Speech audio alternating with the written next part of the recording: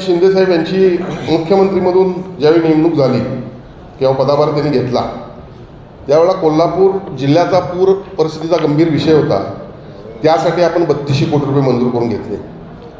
Circuit बेंचच्या विषयी गेल्या 1 वर्षामध्ये सन्माननीय मुख्यमंत्र्यांच्याकडे सारखा हट्ट धरून ते देखील मंजूर करून घेतले. कन्व्हेन्शन सेंटर 300 कोटीचं मंजूर करून घेतलं.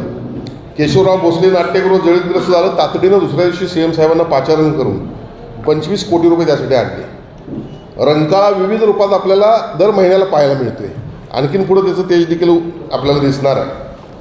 300 कोटीचा अमृतबोनचा ड्रेनेजचा प्रकल्प आपला सुरू आहे.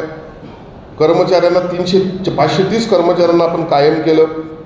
अंबाबाई तीर्थक्षेत्राच्या विकासाच्या माध्यमातून 1500 कोटी रुपयाची मंजुरी घेतली आणि त्यात एक नवीन डेव्हलपमेंट आता झालेली आहे की जे आपण अंबाबाई मंदिराच्या परिसरामध्ये 30 मीटरनं व्याप्ती करणार होतो त्या मंदिराची, ती आता 10 मीटरपर्यंत आणण्याचा आमचा प्रयत्न आहे की जेणेकरून ॲक्विजिशनला जे 900 कोटी रुपये खर्च होतात त्याच्याऐवजी आपलं छत्रपती शिवाजी महाराजांच्या नावानं असणारं स्टेडियम हे अत्यंत सुंदर डेव्हलप करून त्याच्या खालती पूर्ण पार्किंग करायचं आणि वरती स्टेडियम ठेवायचं आणि अंडरग्राऊंड अंबाबाईला तिथनं आपण म्हणतो त्यातनं बेसमेंटमध्ये अंडरग्राऊंड डायरेक्ट मंदिरामध्ये वाट द्यायची असा एक प्रयत्न त्या ठिकाणी सुरू आहे. आणि म्हणून ह्या प्रकल्पासाठी देखील 1500 कोटी रुपये आपण मंजूर करून घेतले. नव्यानं 157 कर्मचाऱ्यांचं KMTचे आता अंतिम टप्प्यात आहे ते होणार आहे. शक्तिपीठ महामार्ग मंजूर झालेला आहे. मला वाटतं 100 कोटीचे रस्ते मी त्यावेळी म्हणलं होतं हेमा मालिनीच्या काळासारखे गुळगुळीत आहेत. आज गुळगुळीत झालेले आहे कारण त्यावर पैसा खर्च होतो आहे. 10 कोटीचे शाहू समाधीस्थळाचे जे प्रश्न प्रलंबित होते ते एका दिवसात सोडवलेला आहे.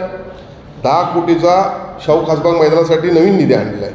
ऑक्सिजन पार्क शहरातलं प्रमुख ज्याला सुरुवातीला थोडं गैरसमज होता लोकांचा पण तो देखील मंजूर आता आपण बघितलं तर अत्यंत चांगल्या स्थितीत त्या ठिकाणी दिसतोय. IT पार्कसाठी 100 एकर जागा आपण मंजूर करून घेतलेली आहे. जी जागा आज त्या ठिकाणी बाजारभाव 3 ते 4 हजार असताना IT सेक्टर डेव्हलप व्हावं म्हणून 200 रुपये स्क्वेअर फीटनं आम्ही देण्याचा प्रयत्न करतोय कृषी भावानं. यासाठी देखील मी प्रयत्न करतो आणि ते होणार आहे. हे होत असताना कोल्हापूरची आज ट्रॅफिकची सिस्टीम आहेच. ओव्हरब्रिज करणं गरजेचं आहे. पार्किंग ट्रॅफिक या सगळ्या गोष्टींकडे आपण लक्ष देण्याचं गरजेचं आहे. क्रीडांगणं असतील, बाग बगीचा असतील, महानगरपालिकेची नवीन इमारत अपेक्षित आहे. या सगळ्या गोष्टींसाठी देखील प्रयत्न सुरू आहेत जे पुढच्या काळामध्ये मित्राय संस्थेच्या माध्यमातून आपण पूर्ण करणार आहोत. कोल्हापूर जिल्ह्यामध्ये ज्या फाउंड्रीज आहेत त्यामुळे रोजगार निर्मिती आणि देशाच्या निर्यातीमध्ये त्यांचं असणारं स्थान लक्षात घेऊन की 13 रुपये पर युनिट आपण त्यांना जी वीज देतो ती आता कॅप्टिव्ह एनर्जी सोलर एनर्जीच्या माध्यमातून फक्त 5 रुपये युनिटनं आपल्याला ती आता पुढच्या काळामध्ये देण्याचा शासनाचा प्रयत्न आहे. किंवा फाउंड्रीचं आता धोरण नव्यानं ठरतं आहे त्याला यामध्ये प्रमुख स्थान दिलेलं आहे विजेच्या दराला. कोल्हापूर शहरामध्ये पर्यटक जास्त यावेत यासाठी अम्युजमेंट पार्कचे देखील आपण प्रयत्न करतो आहे. शाहू मिलच्या बाबतीमध्ये आपल्या सर्वांना माहिती आहे आपण सर्वांना होताच शाहू मिल देखील चांगल्या पद्धतीनं मिल त्या ठिकाणी उभारण्याचा प्रयत्न करतो. इथं गोष्टींचा देखील सोयीसुविधा त्या ठिकाणी आणण्याचा आम्ही प्रयत्न करतो आहे. सगळ्यात महत्त्वाचा प्रश्न ज्याला विनाकारण राजकीय प्राप्त झाला राजकीय उद्देश त्याला प्राप्त झाला ही शहराची हद्दवाढ. खरं म्हणजे जर आपण बघितलं तर मी शहराचा लोकप्रतिनिधी आहे नात्यानं बोलत नाही ती मी माझी मागणी असणारच आहे. पण आपण महाराष्ट्रातल्या अनेक शहरांकडे बघितलं. मुंबई तर ती ऑटोमॅटिक वाढत गेली. मुंबई आर्थिक राजधानी देशाची अनेक लोक त्या ठिकाणी आले, अनेक सुविधा द्यायला लागल्या. पण ठाणे, पुणे, नागपूर, संभाजीनगर आणि तुम्ही अगदी नाशिक जर बघितलं तर या ठिकाणी अनेक वेळा हद्दवाढ झाली आहे. पुणे तर पहिला आपल्यापुढं होतं. नागपूर साधारण क्षेत्रफळ मोठा असलं तरी प्रगती काय आपल्यापेक्षा जास्त नव्हती. मुंबईचा आणि ठाण्याचा विषय होता. पण हद्दवाढ झाल्यामुळं इतर सगळी शहरं आपल्यापुढं निघून गेली.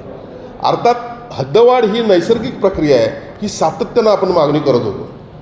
आणि मग हे होत असताना या ना त्या कारण मला आठवतं आहे 2014ला पहिल्यांदा म्हणजे माझ्या कारकिर्दीतली पहिल्यांदा शिवसेनेची सत्ता आली. एक पहिल्यांदा शिवसेनेचे महापौर झाले 1995 साली सन्माननीय मनोहर जोशी सर. त्यांनी देखील कोल्हापूरसाठी शिंगणापूर योजना असेल 600 कर्मचाऱ्यांना कायम केलं.